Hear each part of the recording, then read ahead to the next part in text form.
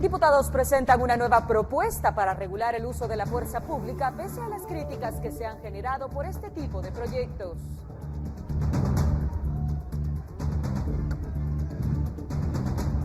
Se registra socavón en el kilómetro 82 en la ruta entre Siquinalá y Santa Lucía Cotzumalguapa en Escuintla. Carretera registra 2 incidentes más.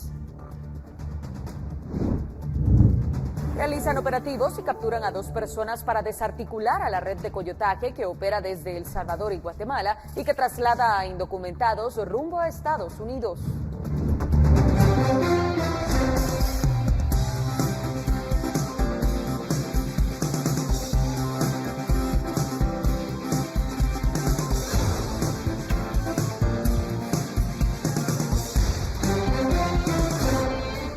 Punto de la tarde, qué gusto me da poder saludarles y darles la bienvenida a la emisión en directo de Noticiero Guatevisión. Mi nombre es Rocío Lazo y como siempre, será un placer poder acompañarles y darles a conocer las noticias más importantes. Comenzamos. Un derrumbe de grandes proporciones se registró esta madrugada en el kilómetro 18 entre los municipios de Mixco y San Juan Zacatepeques, específicamente Ciudad Quetzal. Desde muy tempranas horas, cuadrillas trabajan en el lugar para despejar el paso. A eso de las 8 de la mañana se logró liberar un carril para el paso de motocicletas. Cerca de mediodía se habilitó el paso de vehículos y según información de Pablo Morales de Mixtra, se estará trabajando por tiempos hasta finalizar la limpieza en el lugar.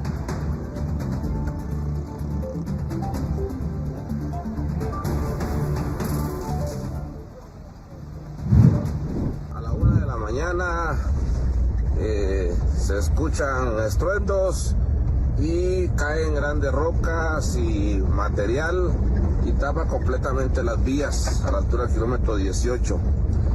Llama poderosamente la atención que esto sucede un día antes que se decide que no se va a iniciar el trabajo o no se va a inaugurar el trabajo en la parte de Mixco. Espero, y no quiero adelantarme a emitir opinión, pero mi corazón dice que esto lo está realizando personas con la finalidad de afectar o con la finalidad de querer manifestar su cólera.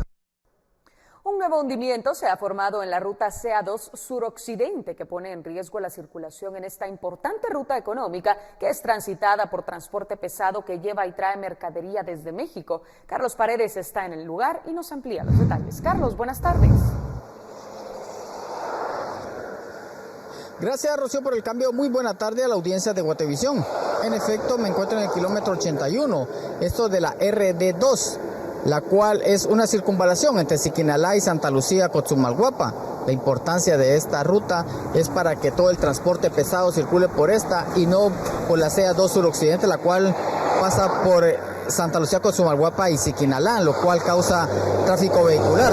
Según la supervisión que ha hecho la Conred, ha determinado que esto se debió al colapso de una tubería transversal que cruza toda esta ruta. En ese mismo punto pasan 3 transversales juntas y aparentemente es lo mismo, que es una situación con la transversal que está con una de ellas y aparentemente falló en la parte central, lo que es el arriate. Y de ahí pues ha estado afectando un carril, el que tiene sentido de Siquinalá hacia Escuintla. Está señalizado, ya de esto tiene conocimiento la zona vial de caminos y ya están asignando para hacer las reparaciones correspondientes. Días atrás hemos dado a conocer otros problemas que ha presentado esta ruta. Una de estas es una grieta que se formó en el kilómetro 69.5 en un puente que pasa por el río Aceituno. Otro de los problemas se da 1 kilómetro adelante, donde también se dio un hundimiento, esto debido al colapso de un colector. Es una grieta que está unos metros adelante del puente y que se mete hacia el centro del primer carril, el más de la derecha, y luego se agarra sobre el centro del carril. Al principio empezó como unas grietas sobre el asfalto, pero poco a poco ha ido evolucionando. Tenemos otro problema, ese ya no es de transversal, pero sí tiene un problema con algún tipo de drenaje de agua pluvial. Pues vemos que también hay un problema ahí de colector. Esto es un poquito más similar a lo que ha sucedido, que hemos visto en otros agujeros en Guatemala, que falla el colector y empieza a quitar el relleno que tiene desde abajo. Aunque en estos diferentes puntos donde se encuentran estos problemas hay señalización, se le hace el llamado a los pilotos a que tengan precaución en horas de la noche. A la vez se hace un llamado a las autoridades que corresponden a que puedan dar solución a esta problemática para evitar que esta situación se complique y pueda quedar bloqueada la ruta. Desde Escuintla para Noticiero Guatevisión, Carlos Paredes. Gracias, Carlos. Y de Escuintla nos trasladamos a Villanueva y conocemos el reporte de tránsito con Henry Quevedo. Henry, buenas tardes. Muy buenas tardes a toda la audiencia que sintoniza Noticiero Guatevisión. Mediodía de martes, Tránsito de Villanueva les comunica que continúan los trabajos en el trayecto del kilómetro 18 al kilómetro 19 de la ruta al Pacífico con dirección al sur, lo que nos genera tránsito lento desde los alrededores del kilómetro 14.5. Tómelo muy en cuenta, por favor. Ya tenemos habilitado el reversible de la 29 calle al Boulevard del Senma para que todo el tránsito que viene del Trébol circule de mejor manera con dirección al sur. Asimismo, le damos a conocer que la ruta del Pacífico con dirección al norte presenta tránsito lento del kilómetro 21 al kilómetro 17 y de la cuesta de Villalobos, kilómetro 12, hasta ingresar a la ciudad de Guatemala por la calzada Raúl Aguilar Batres. Conexión de Búcaro a Senma sin mayores complicaciones. Bárcenas y San José, bastante afluencia de transporte pesado que circula en los alrededores de la Mate y también en la cuesta del Sope con dirección a Milpas Altas. El día de hoy no hubo trabajos en el sector de Bárcenas, lo que nos permite que el tránsito fluya. Asimismo, le damos a conocer que en Ciudad Real se trabajan carriles dobles con dirección a Prados y Boulevard El Frutal se trabajan los reversibles con toda normalidad. En el área céntrica, la calle Real es el único punto con bastante afluencia de vehículos. Por el momento, la circulación vehicular no genera mayores complicaciones. Recuerde que en Tránsito de Villanueva somos gente de trabajo y le deseamos una excelente tarde. Dos delincuentes pretendían robar un vehículo en un sector de la colonia La Reformita en la zona 12 capitalina. Sin embargo, cuando intentaron abrir el vehículo, se activó la alarma. Cámaras de videovigilancia captaron el momento y muestran cuando las dos personas vigilan el área y al verificar que no había paso de personas, intentan abrir el carro sin lograr su objetivo. Según las cámaras, este hecho ocurrió ayer lunes a las 5:50. Vecinos del sector han pedido mayor vigilancia a las autoridades.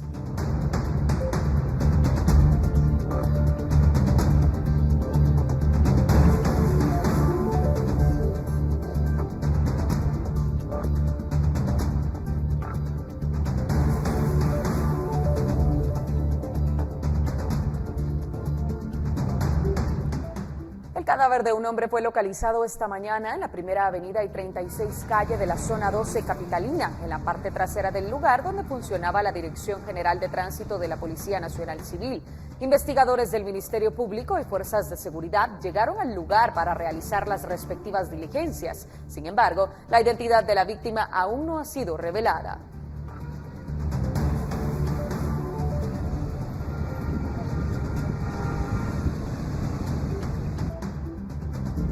Y en más noticias, el ministro de Gobernación señala que se amplió la seguridad en el Hospital Roosevelt por amenazas y extorsiones, mientras el director asegura que se trata de casos aislados y el hospital no es víctima de estos hechos. Andrea Domínguez nos cuenta los detalles. Andrea, ¿cómo estás?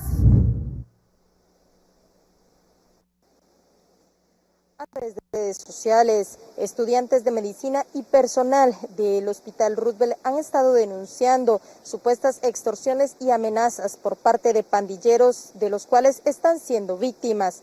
Ante ello, se ha consultado al director del centro asistencial respecto a esta situación y ha asegurado que se tratan de casos aislados. Sin embargo, sí se está pidiendo más presencia policial ante robos que se han estado dando dentro del lugar. Escuchemos. Viceministro de Hospitales, por lo que está saliendo en las redes, se está preguntando qué está sucediendo. A ver, desde hace tiempo ustedes han oído de que fuera del hospital y cercano a la puerta del Ministerio de Salud habían personas cobrando parqueo, extorsionando, amenazando. Esto se ha dado acá frente al hospital también. A varias personas se nos han colado, si quieren verlo así, al hospital. Una persona estaba robándonos una computadora, fingió ser paciente. Dentro de las ventas que están fuera del hospital, están vendiéndole pases a las personas falsos para que puedan entrar a ver pacientes. Todo esto nos ha preocupado mucho porque ya nos iban a robar la computadora, hay gente que anda dentro del hospital que se cuela diciendo que viene a consulta o a esto, a pedir dinero o con una falsa receta pidiéndole colaboración a las personas que están. Entonces, todo esto nos llevó a pensar y a evaluar todo nuestro sistema como lo hicimos hace algunos años y hemos notado que hay varias puertas por donde pudieran ingresar personas. Entonces, con todo esto que se estaba suscitando, pedimos ayuda, sí, a la PNC para que nos ayudaran a redoblar la seguridad porque es un terreno bastante extenso. El ministro de Gobernación, Napoleón Barrientos, también confirmó que desde hace un mes se ha redoblado la seguridad en el centro asistencial debido a una alerta que se tuvo por parte del ministro de Salud, Francisco Coma, que señalaba que estaban siendo víctimas de extorsión. Y desafortunadamente hace un mes, más o menos, hubo una denuncia concreta que llegó aquí al Ministerio de Gobernación y en cuestión de minutos el pandillero que estaba amenazando a las personas fue capturado, fue puesto a disposición de los tribunales correspondientes y se quedó un esquema en el Hospital Roosevelt para proteger no solo a los estudiantes que salen a altas horas de la noche, sino a las personas que acuden al mismo hospital. Vamos a revisar, hoy que usted me lo dice, si ese esquema continúa, pero sí se estableció un esquema debido a la denuncia que hizo el director del hospital a través del ministro de Salud, en el cual fue capturado varias personas, entre ellos un individuo que estaba extorsionando descaradamente a los transeúntes y conductores de vehículos en el ingreso al hospital. El director del hospital también aseguró que dentro de los hechos aislados a los cuales se refieren los trabajadores de este lugar se debe a la atención de una jovencita de tan solo 13 años que ingresó a la pediatría del centro asistencial con una supuesta sobredosis, por lo cual fue necesario llamar a la PGN y es allí donde familiares y médicos hacen intercambio de palabras y donde salen estas amenazas, pero asegura que de igual forma se está pidiendo mayor presencia policial, así como la del Ejército de Guatemala. Acá también recordó lo que sucedió en agosto de 2017, cuando la Mara Salvatrucha intentó rescatar a un reo que se encontraba en este lugar y donde lamentablemente fallecieron 7 personas. A raíz de ello es donde ha existido mayor control y seguridad en el lugar para evitar que otro altercado de este tipo pueda ocurrir, asegurando que no se ha dejado de atender a reos que llegan a este lugar y es por ello también que se continúan realizando estos protocolos de seguridad. Con imágenes de María José Bonilla, reportó para Noticiero Guatevisión, Andrea Domínguez.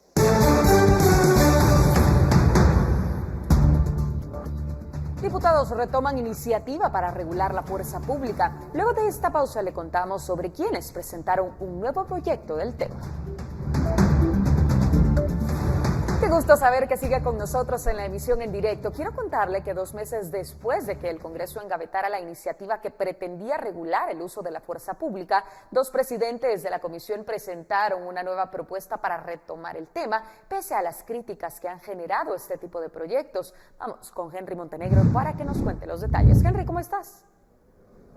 Compañeros en el estudio, muy buenas tardes, qué gusto saludarlos. Y bueno, contarles acerca de esta iniciativa que ha ingresado tan solo hace algunos días a la Dirección Legislativa del Congreso y que está pendiente de que se agende dentro de algún pleno para que se dé lectura y sea enviada a una comisión para su análisis. Sin embargo, lo que llama la atención es que se da tan solo unos meses después de la decisión que también se había dado a conocer por parte de la Junta Directiva del Congreso de engavetar la iniciativa que pretendía, en este caso, regular el uso de la fuerza pública y que generó críticas. En ese momento, debido a la presión de varios sectores, fue engavetada. Sin embargo, la Comisión de Asuntos de Seguridad Nacional, así como la Comisión de Gobernación, retomaron esta iniciativa y hace algunos días, el 19 de octubre, los diputados Vitelio Lam y Boris España, quienes presiden estas comisiones, presentaron la iniciativa con la que se busca nuevamente retomar el proceso para que exista una ley con la cual se regularía el uso de la fuerza pública y que ha generado críticas derivado de que a criterio de algunos sectores podría ser dedicada para para las manifestaciones, para reprimirlas, o al menos eso es lo que se ha interpretado en cuanto a las últimas iniciativas de ley. Sin embargo, al hacer una revisión de esta iniciativa que fue presentada en la dirección legislativa, únicamente contempla conceptos de qué sería el uso de la fuerza pública. Sin embargo, cómo sería la forma de aplicarlo por parte de las fuerzas de seguridad en el país, estas se establecerían en un reglamento, el cual sería creado en un plazo no mayor a 3 meses posterior a que entre en vigencia la ley. Es lo que se establece. Es decir, que esta iniciativa que se presentó hace algunos días únicamente regula conceptos, pero sería posterior a su aprobación, de darse este caso, que se crearía el reglamento, o al menos así lo definen los diputados. Hemos tratado de llamar a ambos presidentes de las comisiones, sin embargo, hasta este momento no ha sido posible, tomando en cuenta que en su momento el compromiso de la Junta Directiva fue de engavetar la iniciativa, pero hoy se ha presentado una nueva con la intención de nuevamente regular el uso de la fuerza pública en el país. Con imágenes de Juan Diego González, informó para Noticiero Guatevisión, Henry Montenegro.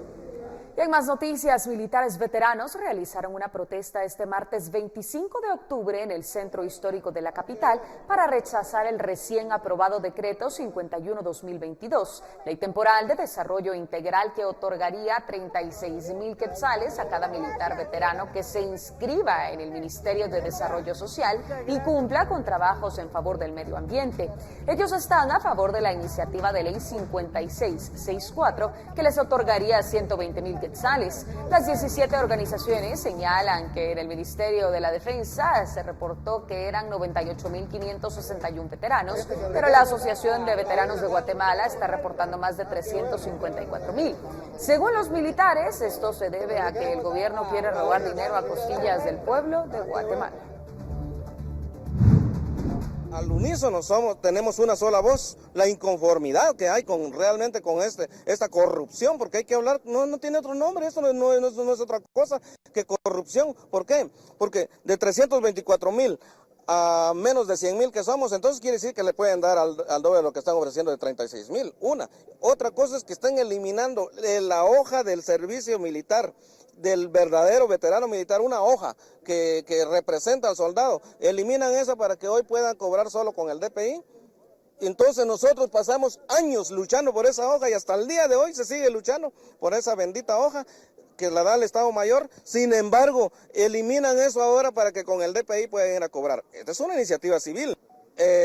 Comprar el voto para el otro año, esa es la verdad. Comprar el voto para el otro año, porque el otro año es electoral. Y entonces eso es lo que están haciendo, ¿verdad? Y yo no importa lo que vaya a pasar, lo que me pase, pero realmente hay que dejar claro que están comprando el voto de este gobierno. ¿Por qué? Porque los mismos quieren seguir gobernando nuestro país, pero con la misma corrupción. Entonces no lo podemos permitir. ¿O no es así, compañeros? 2 personas fueron capturadas con más de 600,000 quetzales en efectivo dentro de un domicilio en Jardines de Tikal 2 de la zona 7 de Guatemala en una serie de allanamientos llevados a cabo por parte de la Policía Nacional Civil y el Ministerio Público por el caso denominado Hacienda Río. Vamos con Fernando Cabrera, quien nos amplía la información. Fernando, ¿cómo estás? Hola Rocío, un gusto saludarte, igualmente a toda la audiencia que está viendo esta transmisión. El pasado lunes el Ministerio de Gobernación, a cargo del ministro Napoleón Barrientos, dio una conferencia de prensa donde hablaba sobre los diferentes allanamientos que se realizaron en el territorio nacional. Justamente dándole seguimiento a esto, el pasado lunes por la noche una pareja de esposos fueron detenidas por asociación ilícita con más de 6,000 quetzales y 3,000 dólares. Estas personas fueron identificadas como Luis Alfredo García Díaz, de 55 años, y Lesbia Yolanda Valenzuela de la Rosa, de Galicia, de 54 años. Estas personas fueron capturadas en la colonia Jardines del Tikal 2, zona 7 de Guatemala. Por lo tanto, escuchemos parte de lo que dijo Jorge Aguilar, vocero de la Policía Nacional Civil. Estas personas dentro del domicilio tenían más de 609,000 quetzales y más de 3,350 dólares. Además, una de ellas tenía una orden de aprehensión que se les indica del delito de asociación ilícita. Ella es la señora Lesbia Yolanda Valenzuela, de 54 años, y también se capturó a Luis Alfredo García Díaz, de 55 años. Según el Ministerio Público, en una conferencia que dio esta mañana, estas 2 personas también están vinculadas al caso denominado Hacienda Río. Por lo tanto, dieron resultados de los allanamientos que fueron tanto como ayer y como hoy, donde dicen que los allanamientos realizados fueron 56, en Guatemala 35, Huehuetenango 16 y Quetzaltenango 5. Por lo tanto, fueron 21 personas capturadas, entre ellos agentes de la Policía Nacional Civil. Los delitos a imputar fueron asociación ilícita, tráfico ilícito de personas, incumplimiento de deberes y conspiración para el tráfico ilícito de personas. Además, dentro de estos allanamientos encontraron personas que migraban de irregular manera y fueron localizadas y remitidos a migración, donde fueron 18 ecuatorianos, salvadoreños fueron 17, nicaragüenses fueron 5, hondureños 3 y venezolanos 2. Además, también encontraron a menores no acompañados que fueron remitidos a la PGN, en los cuales fueron 5 guatemaltecos y un salvadoreño. Por lo tanto, estaremos dando mayor información en las siguientes emisiones de las 6 de la tarde y las 21 horas. Con imágenes de Carlos Hernández, reportó para el noticiero Guatevisión, Fernando Cabrera. Para que tengas un octubre sin sustos, CFS te apoya con tu seguro en su totalidad. Octubre sin sustos con CFS Corredores de Seguros. Presenta.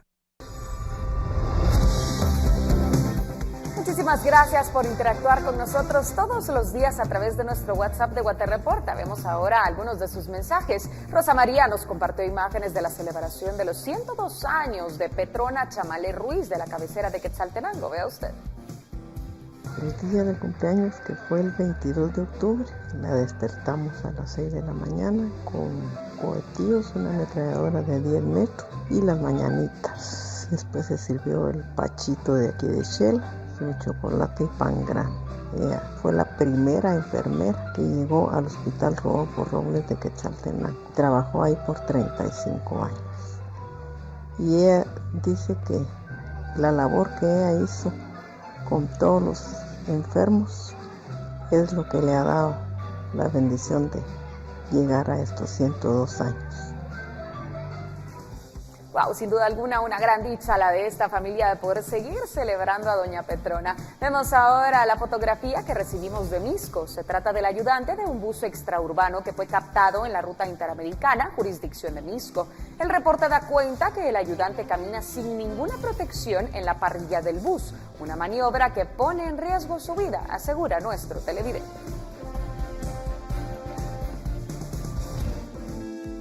Para que tengas un octubre sin sustos, CFS te apoya con tu seguro en su totalidad. Octubre sin sustos con CFS Corredores de Seguros. Presentó. Continuamos con las noticias. Este día se esperaba en Xela el traslado de la exjefa de la Fiscalía Especial contra la Impunidad en Quetzaltenango, Virginia La Parra, al juzgado de primera instancia penal para la audiencia de primera declaración en su contra en un segundo proceso donde es señalada. Maynor Toc desde el Complejo Regional de Justicia nos informa. Maynor, cuéntanos. Rocío y televidentes de Noticiero Guatevisión, les deseo una buena tarde para comentarles que la audiencia de primera declaración en el nuevo proceso contra la exjefa de la FESI en Quetzaltenango, Virginia La Parra, fue suspendida. Esto por varios incidentes que se presentaron durante esta audiencia. El primero de ellos es que la exfiscal La Parra presentó una recusación en contra de la jueza Carmen Acú, que debió conocer este proceso. Además, la exfiscal La Parra también presentó una excusa para no estar presente en esta audiencia acá en Quetzaltenango, debido a que teme por su vida y teme ser víctima de un atentado en el traslado desde la ciudad capital hasta esta ciudad de Quetzaltenango. Lo que ocurrió esta mañana se lo resumimos a continuación. En este caso, Virginia La Parra Rivas duda y tiene ese temor en cuanto a ese acceso a la justicia que pudiese ser no parcial, por lo que considero que, siendo prudente y en base a no solo la Constitución Política de la República de Guatemala, la de condiciones para llevar a cabo la presente audiencia, se suspende la misma, se corre audiencia a las partes, principalmente quien no está presente y que ha presentado una excusa que en todo caso pues es Fundación contra el Terrorismo. Y es que el querellante en este proceso contra la exjefa de la Fiscalía, Virginia La Parra, es el juez Lester Castellanos, que en este momento ocupa el cargo de relator contra la tortura. No es el Ministerio Público ni mi persona, con mi abogada, la que se está oponiendo a que el proceso no se lleve a cabo. Es la defensa. Lo están haciendo muy claro. Tienen 3 o 2 memoriales, ya no sé cuántos presentaron, de reposición de videoconferencia y otro de recusación. Ellos son los que están dilatando el proceso. La jueza Carmen Ajcú entonces resolvió trasladar el expediente al juzgado de turno para que un juez de esta categoría lleve a cabo la audiencia de primera declaración en este proceso para que no se entrampe. En Quetzaltenango, para Noticiero Guatevisión, Minor Talk.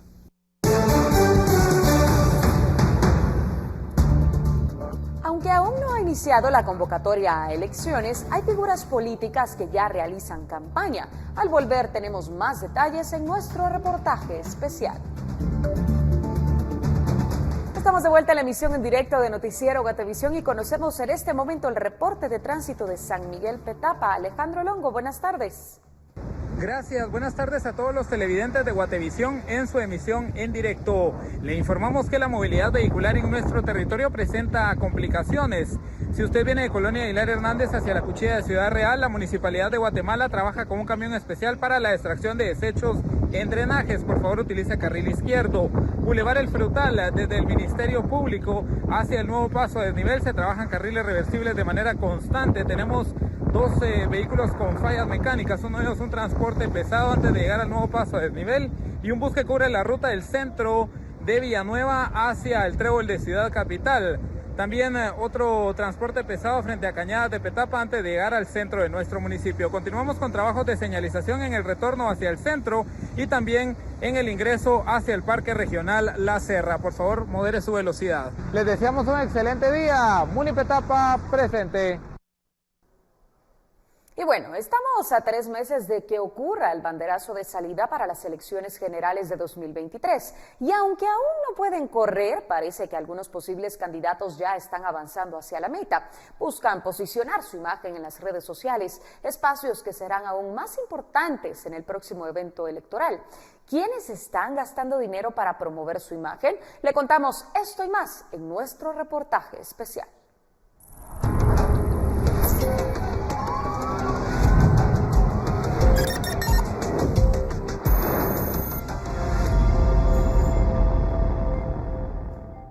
Estamos a menos de 3 meses de que inicie la contienda electoral y sin que haya sonado el pitazo de salida, algunos candidatos ya van corriendo hacia la meta. ¿Y en cuál carrera se están adelantando? Pues en la de las redes sociales. Porque la mayoría de la población guatemalteca ya se conecta a Internet.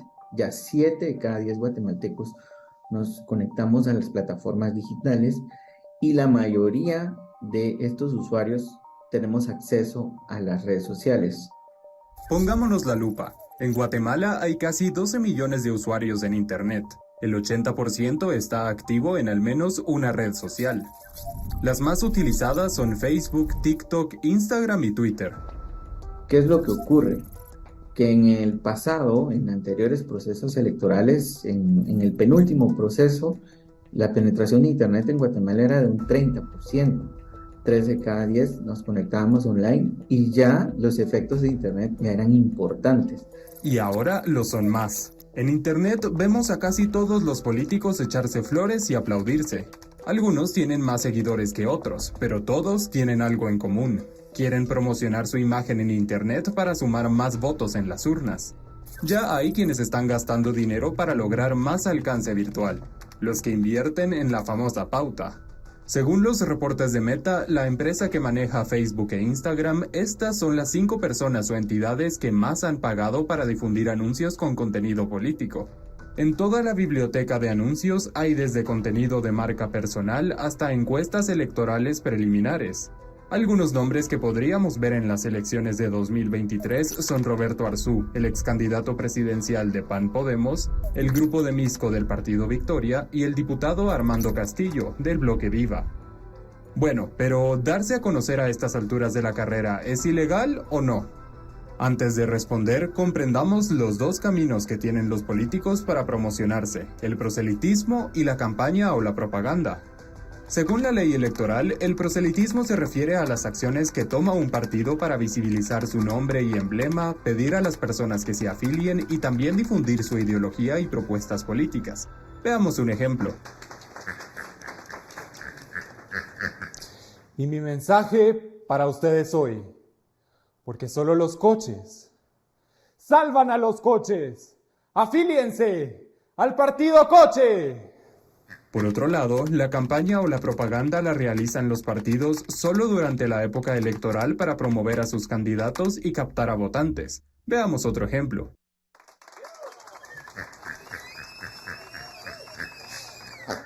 ¿Cansado del tráfico? Les prometo un metro. Viruela del mono. Yo tengo la cura. ¿Quieren ir al mundial? ¿Conmigo? Vamos fácil. Bote coche. Entonces, toda esta gran vuelta para decir que efectivamente hay una manipulación, digamos, de las opciones que da la ley para hacer propaganda en lugar de proselitismo o disfrazar la propaganda de proselitismo. ¿O qué opinan ustedes? Lo que hace falta es voluntad política. ¿Es esto campaña? Y además, tenemos que quitar impuestos. ¿O proselitismo? Porque en esta patria hermosa vale la pena vivir. Estas piezas de publicidad nunca dicen cómo hay que afiliarse, a dónde puede acudir uno, si es llamando a un teléfono, si es entrando, digamos, a un sitio web, si es acudiendo a una jornada de afiliación. O sea, no hay nada de esto, lo cual evidencia entonces que lo que están tratando de hacer es posicionar el símbolo y en algunos casos incluso posicionar personas. De enero a septiembre de 2022, el Tribunal Supremo Electoral, el que el próximo año sonará el silbato para que los candidatos empiecen a correr, abrió 115 expedientes en contra de personas o entidades por posible propaganda anticipada. Solo a estas 6 personas les cayó una advertencia, la figura legal que utiliza el TSE para decirles que si siguen violando la ley no los van a inscribir en la contienda. Pero ojo, dentro de las personas que están pagando para figurar en Internet no solo están las páginas oficiales de los partidos y los políticos. También hay cuentas y perfiles anónimas y dudosas que publican contenido que impulsa a ciertos candidatos. El problema es que esos medios son ficticios, es el comportamiento, en este caso el querer engañar a la gente que son medios reales. No es raro que eso pase. En 2020, el medio periodístico Artículo 35 reveló cómo 2 asesores del ahora presidente Alejandro Yamatei montaron noticieros falsos para posicionar en Internet al entonces candidato de Vamos. Había noticias de otros países porque si no era muy obvio que era un noticiero de él. Nosotros hacíamos noticiero 3 veces por semana, poníamos siempre la primera noticia, era la de Guatemala. Y lógicamente le hacíamos pauta y segmentábamos para Guatemala, que Alonso les hablará sobre la segmentación. No estábamos rompiendo la ley porque era una página de Centroamérica News haciendo noticias de Guatemala. Pero lográbamos el cometido que era que la gente se enterara lo que el doctor estaba haciendo. Para estos casos, el asunto se complica. El TSE monitorea los espacios digitales para identificar esas cuentas sospechosas, pero no veo que tengan realmente un equipo y herramientas que les permitan llegar a ese nivel. O sea, cuando veo más o menos qué es lo que ellos están buscando contratar, básicamente lo que están buscando son sistemas de monitoreo comercial que cualquier otra persona podría hacer. Hasta ahora, el tribunal solo ha abierto 11 expedientes contra estos usuarios misteriosos y no ha logrado determinar si algún político está detrás. Que algunas páginas lo tienen oculto el administrador y todavía con Metas estamos trabajando para que esta función donde esté oculto pues pueda por lo menos ver. En el caso nosotros reportemos, no es para todas las páginas, sino que en el caso nosotros reportemos a través de este equipo multidisciplinario que la página está favoreciendo con contenido a cierta agrupación política o a cierto personaje. ¿Y qué dice Meta sobre estos perfiles que posiblemente encubren a políticos? Pues en una entrevista con Prensa Libre se limitó a afirmar que en Guatemala se apoya de tecnología y personal para detectar coordinación inauténtica que busque imponer una narrativa.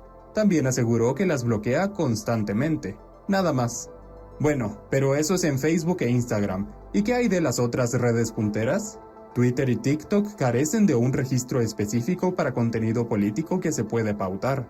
No hay manera pública de rastrear en un solo lugar quienes pagan por promocionarse antes de las elecciones. Entonces, este tipo de situaciones pues obviamente nos pone en el proceso electoral en una gran desventaja frente a los posibles abusos de políticos y futuros candidatos en el proceso electoral. Pero, aunque existan todos los controles del mundo, ¿qué es el problema que yo veo ahorita? es que a nivel de la magistratura hay un deseo de ser complaciente con los partidos políticos, o como algunos magistrados han sido políticos electorales, digamos, que han ganado elecciones, y hay cierta simpatía y cierta condescendencia sí, hay cierta simpatía por la manera en que los partidos operan en formas que a veces son ilegítimas o incorrectas. Eso es falso. Nosotros aquí en la unidad, y estoy seguro que en las demás unidades, realizamos un monitoreo permanente sobre todas las publicaciones. No hay sobre ciertos personajes. Novales cita como ejemplo a la magistrada Blanca Alfaro, que en 2021 invitó a alcaldes de Quiché a reelegirse y pidió apoyo para el presidente Yamatei. Un presidente necesita buenos alcaldes. Y como el presidente Yamatei representa la unidad nacional, necesita que ustedes lo acompañen. Pero si usted aún tiene dudas del TSE, es fácil identificar quién está gastando en Facebook e Instagram y ver cuáles son los políticos que quizás están buscando una ventaja antes de que suene el pitazo de salida. El método es sencillo. Busca la biblioteca de anuncios digitales de Meta en el buscador de Google. Presiona este link y luego se asegura de que está viendo solo los anuncios de Guatemala y que tiene la categoría que nos interesa, que es la de política y elecciones. Genera un reporte en esta pantalla y acá podrá ver el número de anuncios totales que se han registrado en Meta desde que inició esta herramienta en junio de 2022. Y de este lado la cantidad total de dinero que diferentes personas y entidades han gastado para pautar su contenido político. Si baja un poco más, aquí podrá seleccionar diferentes periodos de tiempo. A nosotros quizás nos interesa más ver todo el historial, y aquí tiene el ranking de las personas y entidades que más han gastado para pautar sus publicaciones. Si le da clic a un nombre, podrá ver cada publicación en concreto. No olvidemos que además de los nombres de las personas, también tenemos la cantidad de dinero que han gastado en este tipo de publicaciones en Meta. En las elecciones de 2019, el Tribunal Supremo Electoral no se quedó del todo callado con la propaganda electoral anticipada. Impuso multas por más de 5 millones de quetzales a 13 aspirantes a cargos públicos. Ya veremos cuál será la cifra de las elecciones de 2023.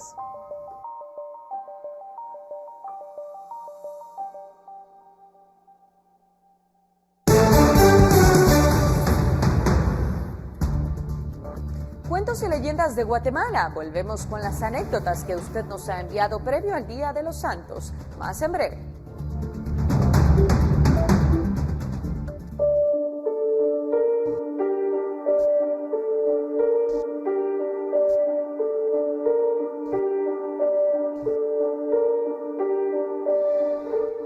Esta semana le presentaremos historias sobre algún acontecimiento sobrenatural que se mantiene vivo por medio de la tradición oral familiar o comunitaria, como antesala a la conmemoración del Día de los Santos. Miguel Alejandro Flores Gómez se reportó de la aldea Contepeque, en Atezcatempa, Jutiapa, y nos cuenta la leyenda urbana La Llorona en el Cultivo.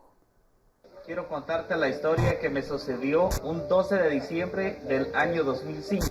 Recuerdo que ese día mi tío Cristóbal Flores, que en paz descanse, me manda a llamar para que le hiciera favor de regarle el tomate y el chile, y a las 2 de la mañana me levanta y me dice: mijo, ya es hora de ir a regar el tomate y el chile.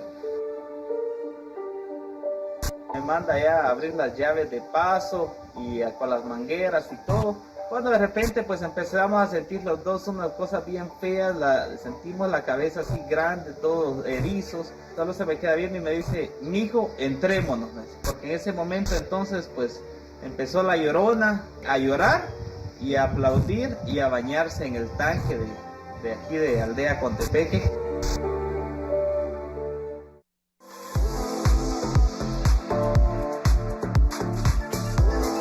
Hablamos ahora de farándula. El nombre de Katy Perry se viralizó este lunes en las redes sociales tras rescatarse un momento de uno de sus últimos conciertos en el que la cantante parece sufrir un percance de salud.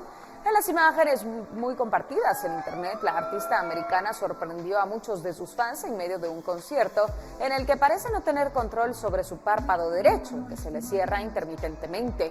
Un gesto que provocó preocupación, ya que muchos apuntaron a que podría estar teniendo problemas de salud respecto a una parálisis facial o un derrame cerebral. Aunque la protagonista de la noticia no se ha pronunciado al respecto, ya son muchos los medios internacionales que se han hecho eco de unas antiguas declaraciones de Perry en las que hablaba de ciertos problemas con sus ojos. Recientemente, medios de comunicación internacionales revelaron que el cantante mexicano Luis Miguel vuelve a la música con una serie de conciertos en 2023 y un nuevo disco.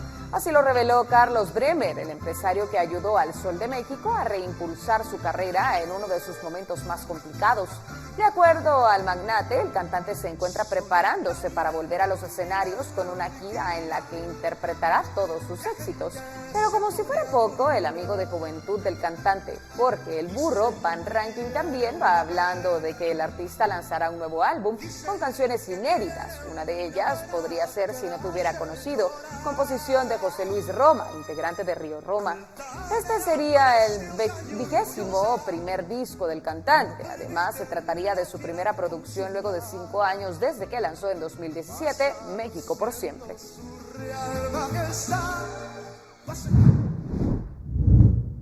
Conocemos ahora el reporte de tránsito de Ciudad de Guatemala con Amílcar Montejo. Buenas tardes.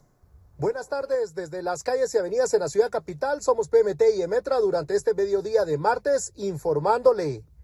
Persisten los bloqueos vehiculares por parte de las fuerzas de seguridad en el perímetro del Congreso de la República, tanto sobre la 9ª Avenida como en la 8ª Avenida. Los manifestantes que estuvieron ubicados en la Plaza de la Constitución estuvieron por algunas horas frente a Casa Presidencial, donde ha quedado libre el tránsito y según nos informan, los manifestantes se han ido frente a la Corte de Constitucionalidad, donde mantienen presencia.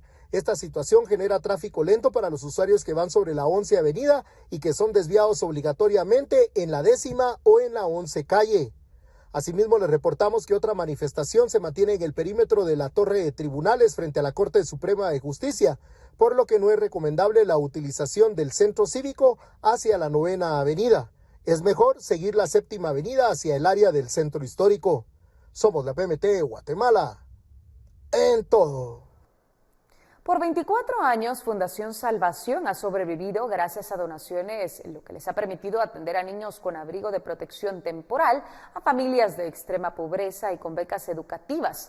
La entidad realiza diversas actividades para reunir recursos y financiar los 5 ejes de trabajo. Mike Castillo está en el lugar y nos tiene los detalles. Mike, buenas tardes. Rocío, muy buenas tardes, qué gusto saludarte, compañeros en el estudio, amigos televidentes. Esta es el área de juegos de Fundación Salvación, esta entidad que está cumpliendo 24 años de prestar servicios de apoyo a niños que viven en extrema pobreza. De hecho, han modificado sus servicios y ahora mismo están brindando abrigo temporal, becas educativas, empleabilidad, apoyo a familias en extrema pobreza y también se están enfocando en apoyar para ubicar a los niños que tienen alerta Alba Kenneth. Esta fundación ha sobrevivido durante estos 24 años precisamente con aportes de huehuetecos y de algunos donantes del extranjero que se han sumado a esta iniciativa. Un trabajo en equipo como fundación, pero esto es gracias a nuestros donantes de Huehuetenango. Gracias a ellos esto nos permite a nosotros poder venir y hacer este trabajo digno para la comunidad de Huehuetenango, para aquellas personas que han sido vulneradas sus derechos. ¿Existe mucha necesidad? Mire, la necesidad de la comunidad de Huehuetenango es bastante, pero la población que nosotros tenemos como base de datos, como estadística, esa es la población que nosotros tenemos para poder venir y trabajar directamente con cada uno de ellos. Para este fin de semana se tienen programadas diversas actividades que servirán para recaudar fondos y darle sostenibilidad económica a esta fundación. Día sábado los esperamos a las 8 de la mañana en las instalaciones de Fundación Salvación para que puedan recorrer esos 5K.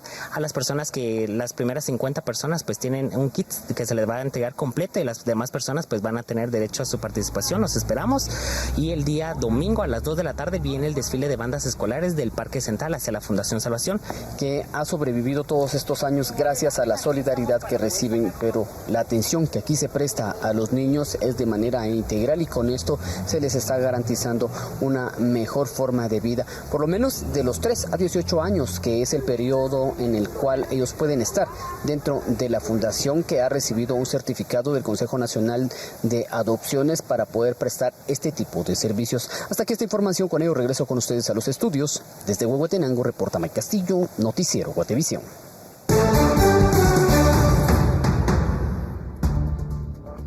Al volver de esta pausa se enfrentan en cárcel. ¿Dónde ocurrió y cuántas víctimas hay? Se lo contamos en minutos.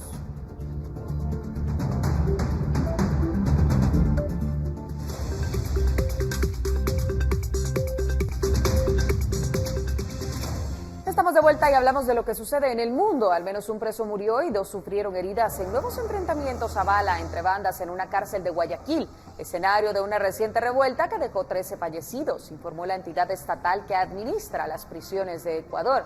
Esta institución reportó que se registran enfrentamientos entre internos en la cárcel Guayas 1, que forma parte de un gran complejo penitenciario que incluye otras 4 prisiones en las que hay 13.000 reos. El cólera, una enfermedad letal que ha reaparecido en Haití, es una catástrofe que vuelve a sacudir a los países pobres debido al cambio climático. Esta afección contagiosa, que causó más de 10.000 muertos en Haití entre 2010 y 2019 tras haber sido introducida por los cascos azules de la ONU, se ha detectado de nuevo en la isla, con al menos 33 fallecidos y 960 casos sospechosos registrados hasta el 19 de octubre, según las autoridades sanitarias del país. Rusia está dispuesta a hablar con Estados Unidos y el Papa Francisco para hallar una solución a la situación creada por la campaña militar rusa en Ucrania, afirmó hoy el Kremlin. Estamos dispuestos a debatir todo esto con los estadounidenses, franceses y el pontífice, dijo el portavoz de la presidencia rusa, Dmitry Peskov, en una rueda de prensa telefónica diaria. El nuevo primer ministro británico Rishi Sunak mencionó en su primer discurso que deberá tomar decisiones difíciles para corregir los errores cometidos bajo el breve mandato de Truss, quien renunció tras la tormenta financiera provocada por su política económica ultraliberal. Este martes, Centrarse y las Naciones Unidas lanzaron el encuentro llamado Todos por los ODS, que se llevará a cabo en noviembre y que busca identificar los retos que se tienen en materia de los Objetivos de Desarrollo Sostenible. Paula Osaeta nos lo cuenta. Paula, ¿cómo estás? Hola Rocío, buenas tardes. Estamos a menos de 10 años de alcanzar las metas de la Agenda 2030 de los Objetivos de Desarrollo Sostenible y es por eso que Centrarse y Naciones Unidas llevarán a cabo este encuentro con el objetivo de identificar los retos que se tienen y cómo se puede seguir avanzando en estos 17 objetivos que se tienen. Para nosotros, por supuesto, el rol del sector privado es fundamental, es un actor clave para el desarrollo, un actor clave para promover la responsabilidad social empresarial y por supuesto una agenda de sostenibilidad. Y en ese sentido estamos muy orgullosos de trabajar con Centrarse en esta misma línea y a través de ellos buscar el apoyo de diversas organizaciones, de más organizaciones del sector privado para crear negocios sostenibles y conscientes. A lo largo de estos 2 días de jornada que tendremos el 22 y 23, desarrollaremos y se tiene dispuesto a abordar la temática como son los retos y desafíos para cumplir la agenda de ODS, desarrollo sostenible, con rostro de mujer, migración y desarrollo, y los retos ambientales, según la agenda de ODS. Entonces vamos a tratar de tener un cierto enfoque específico desde estas perspectivas. Kusterman enfatizó en que es importante que todos, ciudadanos, sector público, sector privado, entre otros, sepamos de la importancia de los ODS, que lo que buscan es un desarrollo sostenible en los países. Durante estos 2 días de encuentro habrá jornadas de análisis, intercambio de experiencias, áreas de stands y de networking. Creemos que es el momento oportuno, como les decíamos, para propiciar un espacio de encuentro, de articulación multisectorial, que haya un buen intercambio entre distintos sectores y que se pueda también visibilizar cuál es el potencial que tienen las alianzas y que podamos compartir una agenda común, que podamos ver de qué manera podemos multiplicar los esfuerzos que ya se están teniendo, aprender lecciones aprendidas de proyectos o iniciativas que ya se están ejecutando y que pueden tener o una mayor escala, pueden tener una capacidad de replicabilidad y que podamos maximizar el impacto y la escala de las acciones que podemos implementar en Guatemala en distintas temáticas. El evento se llevará a cabo el 22 y 23 de noviembre en el Hotel Camino Real y esperan la participación de más de 150 personas. El primer encuentro se titula La Guatemala que queremos, retos y desafíos para la Agenda 2030 y después habrá más conferencias y espacios de aprendizaje. Rocío, con esto regreso contigo. Buenas tardes.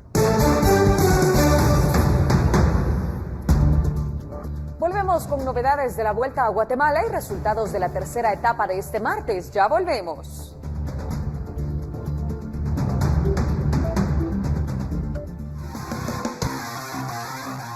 Estamos de vuelta y hablamos de deportes. El emir de Qatar denunció este martes una campaña sin precedentes de críticas contra el país desde su designación como organizador de la Copa del Mundo de Fútbol, que empezará en 26 días.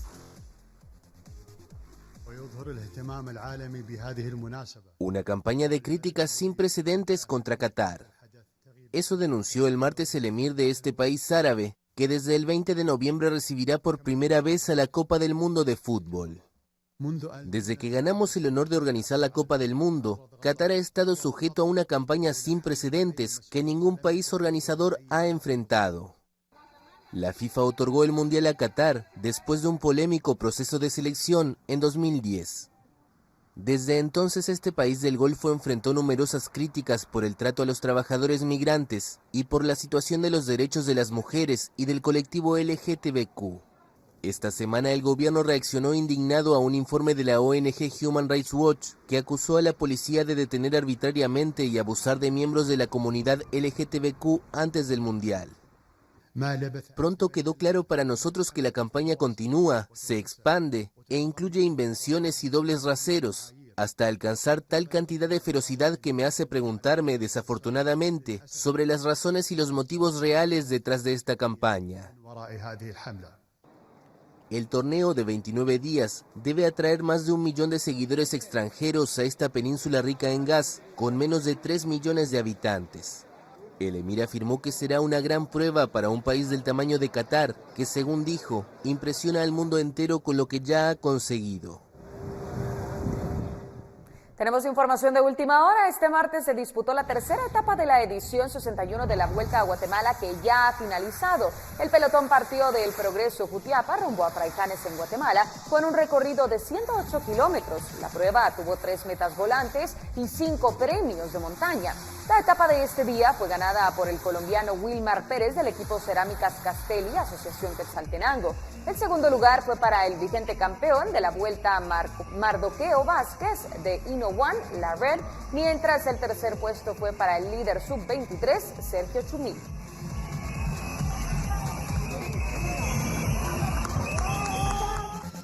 Nos despedimos precisamente con imágenes del color de la Vuelta, la cual inició el domingo último y que concluiría el martes 1 de noviembre. Recuerde que el programa Así va la Vuelta inicia por Guatevisión a las 22 horas. Soy Rocío Lazo y para mí, como siempre, es un placer poder acompañarle.